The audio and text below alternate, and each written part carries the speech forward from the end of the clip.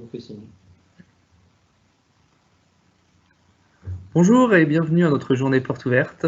Je me présente, Jérôme Rivard, je suis enseignant de mathématiques au lycée agricole Sully de Magnanville. Cela fait une douzaine d'années maintenant et je suis donc coordinateur de ce Bac Pro CGEA que je vais vous présenter.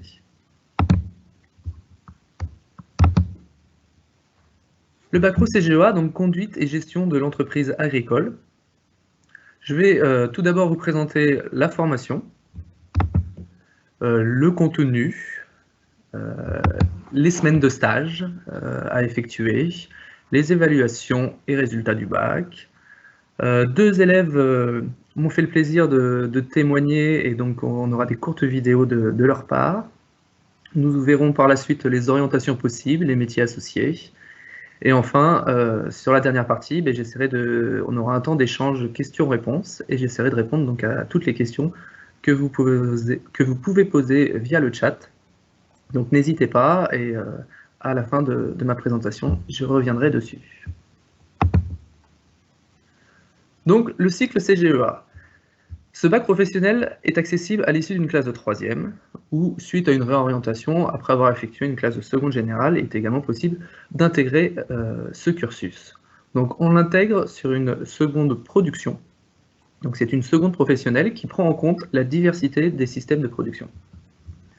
À l'issue de cette année de seconde, l'élève pourra encore décider de changer son support, puisque vous le voyez ici, il y a deux supports au choix. Donc sur le côté gauche, les grandes cultures, c'est-à-dire plutôt tout ce qui est production végétale, et sur le côté droit en rose, les polycultures élevage, donc plutôt en production animale. L'élève, suite à ces 3 années de cursus, pourra ressortir avec 2 diplômes professionnels. Car en plus du bac professionnel CGEA en 3 ans, il passera un diplôme intermédiaire qui est le BEPA.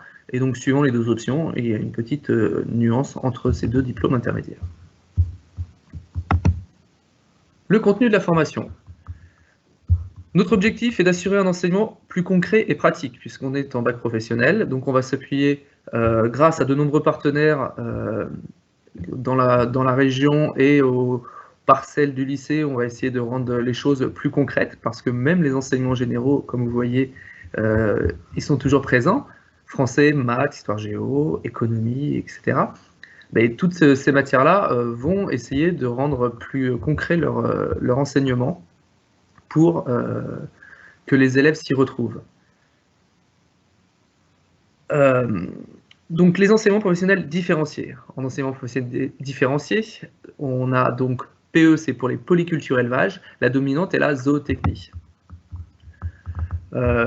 Cette partie-là prend en compte, donc, dans la partie professionnelle, toute l'agroécologie. La formation et la certification s'appuient sur ces systèmes de polyculture. Et donc dedans, en plus des cours de zootechnie, ils ont également des cours d'agronomie et d'agroéquipement. À l'inverse, pour la partie grande culture, la dominante, elle, sera plutôt d'agronomie et agroéquipement, avec donc des notions de zootechnie, puisque tout est un peu lié.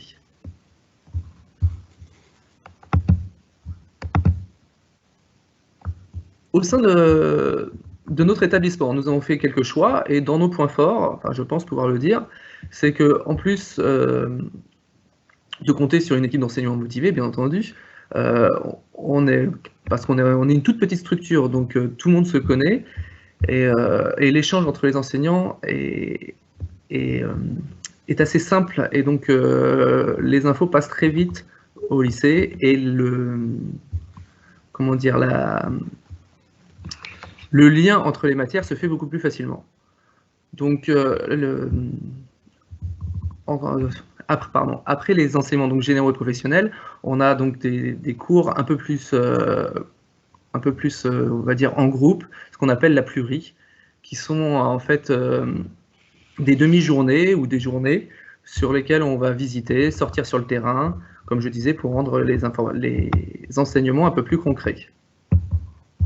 En plus de pouvoir, donc, je me suis un petit peu perdu. Donc le lycée, lui, a fait le choix de temps forts sur des semaines complètes qui seront organisées, donc type chantier-école. En classe de seconde, les élèves donc, vont sur le terrain pour pour s'apercevoir que les formations agricoles sont manuelles, sont en extérieur. Voilà, ça leur permet également de manipuler le matériel agricole, tel que les tracteurs, des mini-pelles. Enfin, il y a plusieurs matériels agricoles qui leur permettent de voir. Durant le cursus, il y a également des voyages pédagogiques. Donc, dans ces voyages pédagogiques, on a en classe de première un voyage au ski, durant lequel nous avons des activités sur la sensibilisation au développement durable, en lien avec les instances sur place. Nous faisons également donc des visites d'exploitation là-bas, avec des travaux pratiques de traite des vaches, avec la fabrication du Beaufort, comme vous pouvez le voir sur mon image. D'autres points forts, la semaine de module d'adaptation professionnelle. Donc, c'est une semaine en fin de classe de première où les élèves diversifieront un petit peu leurs connaissances et pourront choisir,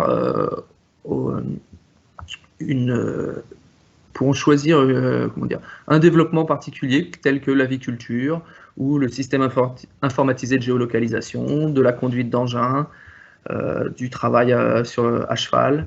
Voilà, différentes possibilités en fait pour les élèves. Mais tout ceci sur des semaines complètes, ce qui rend quand même les choses plus intéressantes que de faire 2 heures de cours par semaine à gauche, à droite. Les stages.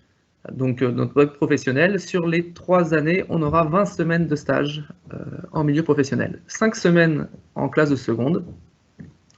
Donc, pas d'inquiétude, les enseignants sont là pour aider à la recherche des structures cohérentes avec le diplôme.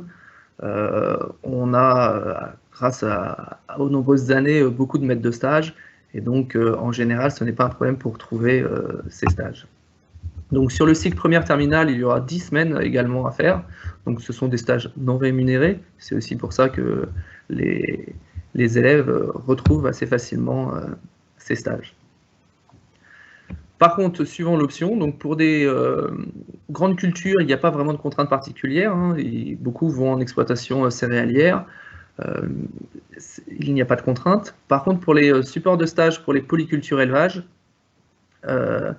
on peut choisir le support animal, il n'y a pas de problème, hein, que ce soit bovin, en vache allaitante ou vache à viande, ovin, caprin, même équin. Par contre, voilà, il y a plus de contraintes sur la structure. Par exemple, sur équin, il faut une structure qui fait de la reproduction, avec une production fourragère, voilà, pour éviter le petit centre équestre. Là, ça ne conviendrait pas comme structure de stage, mais bien sûr, toutes ces consignes seront expliquées aux élèves le temps voulu. Voilà, donc grâce à ces différentes périodes de stage tout au long des 3 années, les élèves se rapprochent de plus en plus de la réalité du terrain. Et en fait, ça leur permet de gagner en expérience professionnelle. Ils sont en voie continue, mais 20 semaines de stage, c'est pas rien. Pour l'évaluation, se fait donc pour moitié-moitié, hein, j'ai simplifié, 50% en contrôle continu de formation et 50% en épreuve ponctuelle terminale. En fait, il y a une quinzaine donc, de CCF. Ces contrôles continus de formation sont effectués au sein de l'établissement par l'équipe enseignante et vérifiés a posteriori par les administrations supérieures. Les épreuves terminales, elles, donc, sont constituées du français, de l'histoire géo, des mathématiques et de 2 oraux. L'un qui aura lieu sur des fiches d'activité et l'autre sur le rapport du stage principal validant la formation. Voilà, ces 2 oraux sont une grosse partie du diplôme. D'ailleurs, pareil, le lycée, chaque semaine, en fait, on accompagne les élèves dans l'élaboration de ce rapport de stage, ce qui n'est pas fait partout. Au niveau des options qui sont facultatives, hein, un élève n'est pas obligé de prendre, donc par contre, ça compte pour le bac, donc ça peut ne faire que des points en plus, et si en plus c'est une passion, c'est encore mieux pour eux, puisque nous proposons l'équitation. On a un partenariat avec le centre équestre qui se situe juste derrière notre terrain de foot. Donc les élèves peuvent 2 heures par semaine pratiquer l'équitation et l'hippologie et donc le présenter au bac. La langue vivante 2 est aussi une option, ainsi que l'engagement citoyen. Donc les très bons cavaliers, d'ailleurs également, j'oubliais, pourront s'inscrire en sport-études. C'est un soir par semaine. Il y aura une sélection par rapport au niveau des galops. Au niveau des résultats aux examens, on a de quoi être très fiers car nous avons de très bons résultats. Et donc il faut le dire quand c'est le cas, on est chaque année entre 90 et 100%. Donc l'année dernière, c'était 94% de réussite, par exemple.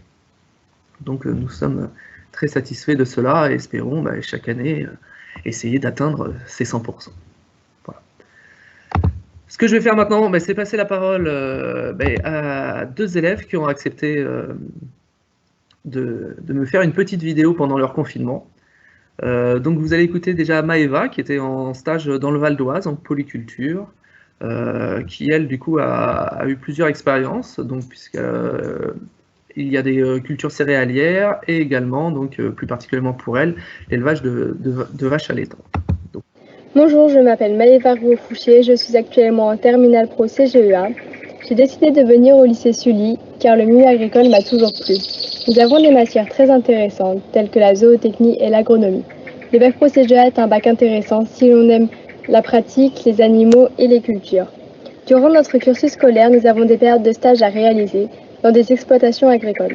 Pour ma part, j'ai décidé de le faire dans une exploitation de vaches allaitantes. Les stages nous permettent de découvrir le monde du travail et plus particulièrement le monde agricole. L'année prochaine, j'aimerais continuer mes études en faisant un BTS PA dans cet établissement pour continuer d'étudier ce que j'aime. Merci Maëva. Puis on va écouter Charlotte, qui elle était dans un élevage de chèvres en province, donc elle était logée sur place. Bonjour, je m'appelle Charlotte Garot, je suis actuellement en bac pro CGEA polyculture élevage. J'ai décidé de suivre cette formation car je souhaite devenir assistante vétérinaire plus tard. Dans notre formation, nous devons réaliser un stage dans une exploitation agricole. Pour ma part, c'était dans un élevage de chèvres. Grâce à ce stage, ça m'a permis de découvrir, de pratiquer et d'apprendre le métier. Grâce à mon bac, j'aurai de l'expérience dans l'animal, ce qui me permettra d'avoir plus de facilité pour mes prochaines formations. Voilà, donc merci à L2 pour leur témoignage. Donc que faire après un bac CGE en poche? Donc même si la fonction principale d'un bac professionnel est l'insertion, on s'aperçoit que la grande majorité des élèves poursuivent leur cursus scolaire en BTS. D'ailleurs, les différentes réformes vont dans ce sens. Il y a des places réservées en BTS pour les élèves issus de bac pro. Donc à l'issue du bac pro CGEA, je vais dire la voie royale sont les BTS, donc production animale, qui est disponible à Sully pour la continuité. Le BTS agronomie production végétale également présent donc dans notre lycée, ou un BTS Axe. En général, mes élèves poursuivent dans ces études-là. Mais d'autres voies sont possibles. On peut tout à fait réintégrer un BTS non agricole de l'éducation nationale. On peut suivre des formations d'1 an, comme donc des CS, ce sont des certificats de spécialisation. Ça peut être en boucherie, ça peut être en vache allaitante. Les élèves peuvent accéder aussi à des concours, tout ce qui est concours public. Avec leur bac pro, ils ont obtenu un bac, c'est-à-dire un diplôme de niveau 4, comme tous les bacs. Donc, ils ont accès aux différents concours possibles. Et d'autres décident d'entrer dans la vie active, que ce soit pour s'installer ou travailler. Au niveau des débouchés, je ne vais pas tous les citer, il y en a beaucoup, des débouchés, il y a beaucoup de travaux différents. Donc sur le thème de l'élevage, bien sûr, devenir éleveur ou technicien d'élevage, inséminateur, technico-commercial, technicien d'expérimentation, voilà, j'en sais d'autres. Beaucoup d'élèves veulent devenir auxiliaire vétérinaire ou travailler dans un zoo comme soigneur animalier, c'est possible, c'est les formations qui permettent de le devenir. Moniteur équestre également. Il faut savoir que la moitié des UC du BPGEPS, donc qui permet de devenir moniteur équestre, sont validés grâce à l'obtention du bac CGEA.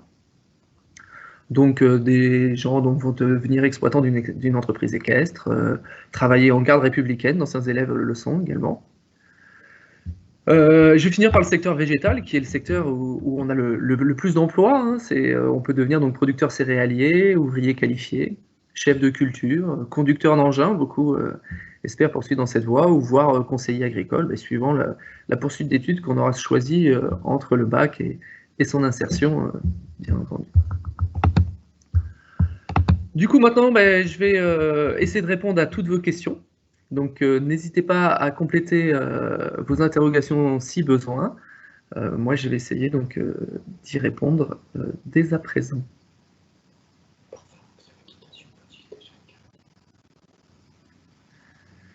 Alors, pour pratiquer, on me pose la question, donc pour pratiquer l'équitation, faut-il déjà être cavalier? Alors, en fait, on a des groupes de niveau pour les cavaliers. Donc, on regroupe par niveau. On peut accepter, suivant les années, des débutants. En général, c'est plutôt galop 2, c'est-à-dire quelqu'un qui a déjà juste commencé l'équitation pour savoir, voilà, est-ce que ça lui plaît. Donc les galops 2-3 sont réunis entre eux, les galops 4-5, ainsi de suite, pour faire des groupes de niveau, en fait, qui ne sont pas forcément des groupes classes, mais on regroupe 2 ou 3 classes pour qu'ils puissent progresser à la même vitesse. Au niveau des AVS, donc est-ce qu'on peut avoir des AVS? Oui, comme après le collège, l'accompagnement des élèves se poursuit. Donc il y a des demandes à faire, il faut comment dire, s'y prendre dès la rentrée pour qu'ils puissent avoir des aménagements aux examens, que ce soit des tiers-temps ou donc justement l'accueil d'une AVS. Donc cette année en classe de première, j'ai une AVS sur certains cours, puisque une AVS au sein du lycée va se partager plusieurs élèves, mais suivant les besoins, on répartit comme il faut. Au niveau des voyages scolaires, les voyages scolaires, donc la question est, est-ce que les voyages scolaires sont payants en plus? Non, c'est inclus dans ce que vous payez à l'établissement sur l'année scolaire. Dans le cursus scolaire, en fait, tout est déjà inclus. Il n'y a pas de surprise. Le voyage ne coûtera pas en plus tel qu'il est prévu.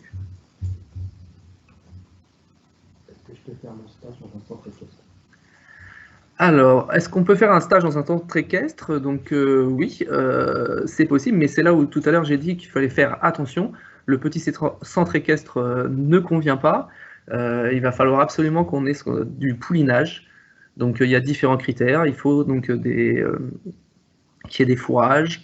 En fait, les professeurs techniques du bac valideront à chaque fois la présentation que les élèves leur feront pour leur structure de stage. On vérifie en fait que tout convienne.